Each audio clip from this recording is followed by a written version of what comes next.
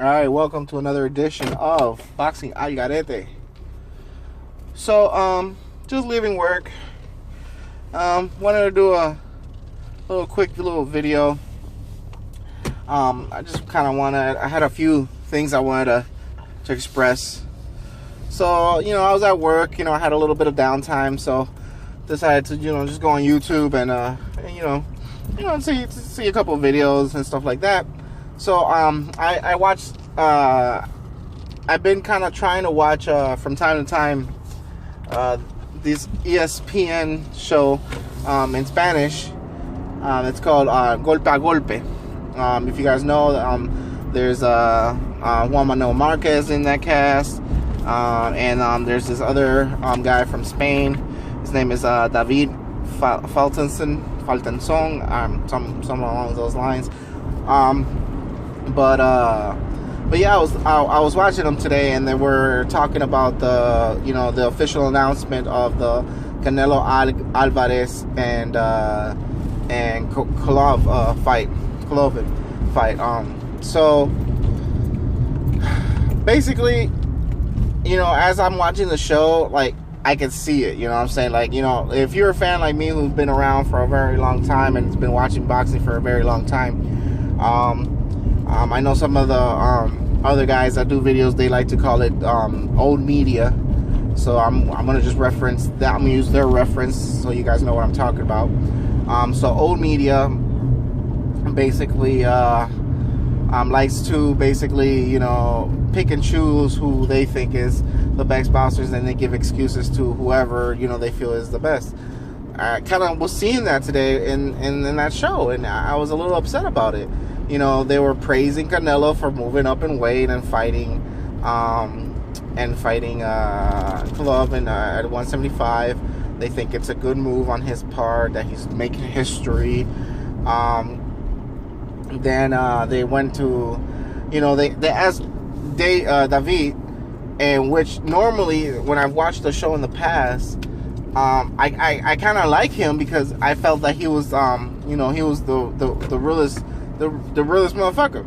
So they asked him, the question was, do you mind seeing this move up? And he basically said that he doesn't mind the move up. He thinks it's good or whatever, but that he also acknowledges, and this is where this is the reason why I like him. He acknowledges that he has business still at 160.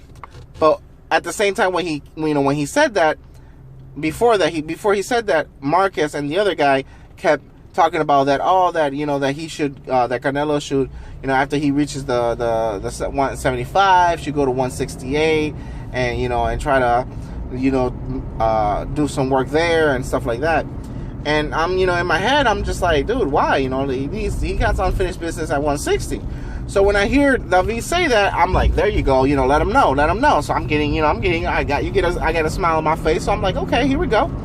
But no, basically what he says was that he has unfinished business with Triple G. So I'm like, okay, fine. He wants to see the third fight with Triple G, but I'm still waiting to to hear more. So I'm listening, and no, he just talks about Triple G and that that's basically the only unfinished business that Canelo has at 160. Like, no, he does not. What about Charlo? What about Demetrius? There's two other champions, that he hasn't faced, that are out there that are considered the best, and he's not wanting to face them. They don't even mention their names in the show. They don't even mention them. Like, how are you going to be talking about the 160-pound division and not mention Charlo and not mention Dimitri, as future opponents for Canelo? I don't get it.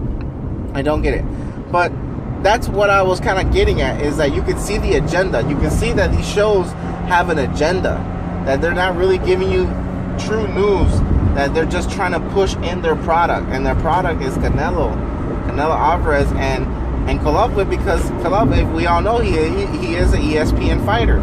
Yes, the fight will be in the zone, but like I've said in my past videos, he will go back to ESPN. So they're trying to push, that fight. They're trying to push their product. They're not really being honest with you and telling you guys the truth and how they meet. Put it like this: they were even doing a poll on the show, and the question of the poll was, who is a bigger threat, Golovkin or Triple G? And at the end of the show, the audience said that Golovkin was the bigger threat. Well, of course they're gonna feel that he's a bigger threat. You guys made it seem that way. You guys been saying that the whole time, that he's the bigger threat, that he has punching power, that he has this, that he has that. So of course the public's gonna see that. But on the other hand, though, I don't doubt if those numbers are rigged. You know what I'm saying? Like, they have total control of that. It's not like, it's not like they can give me 100% of all the data of all the votes and all that stuff, because they're not. They can rig that stuff easily.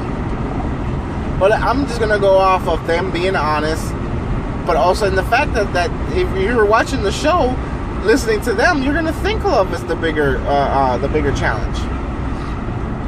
But now check this out.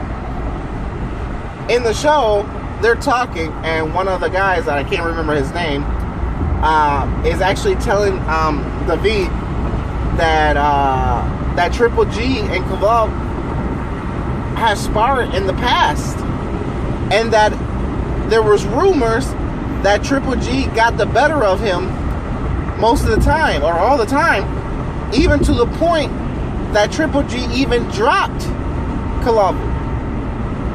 There were rumors of that sort. So you three are sitting there at the table talking about this fight, and you have this information in your hand, and you're still trying to have the audacity to say that Golovkin is the tougher fight. Like, come on, man. And then you guys don't even bother mentioning Charlo or Demetrius. Come on, man. Like, there's an agenda. There is an obvious agenda.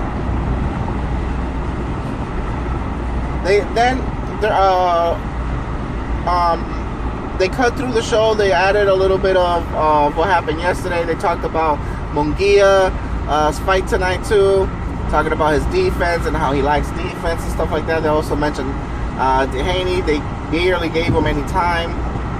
Like I said, you can see the agenda in these guys. They give Munguia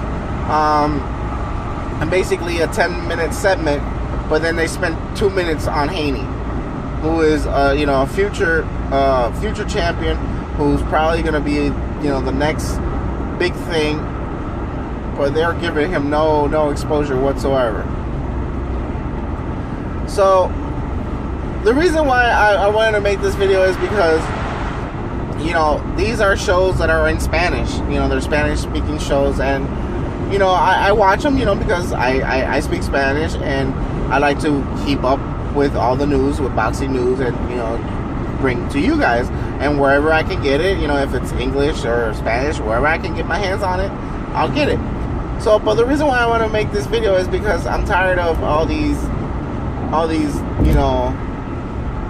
old media basically trying to push their product down our throats, trying to tell us who is the best, and try and treat us like we're idiots.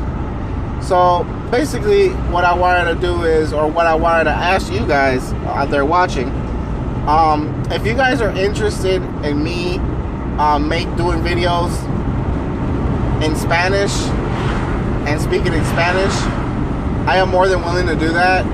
I have no problem doing that. The only reason I haven't done it yet is because I wanted to build my subscribers on the English market, get my subscribers up, and then after a while, then eventually probably add some Spanish videos and to add more to the market. But as I'm seeing stuff like this happen, if you guys leave me your comments and your thoughts and stuff like that, and you guys tell me that you guys want me to do a few videos in Spanish, I will definitely do that. I'll start doing news. I'll start doing news in Spanish, and to get the information out there to you guys, because that's basically my point. Unbiased news, telling you how it is, not how it was. So, you know, if you guys are feeling me on that, like I said, leave your comments, let me know. Like I always say, please, please, please, please, please, hog smash the like button. Also, if you need to hit that thumbs down, go for it. You know, we don't care around here. Any criticism is good criticism, I guess. But yeah, hog smash that like button. Leave your comments. Please subscribe. Hit the notification bell. Let's make the world, this boxing worldwide movement, just go forward, man. Just all power. We need to make this like big again, like huge. All right. Well, you guys have a great day, fucking motorcycle asshole. Deuces.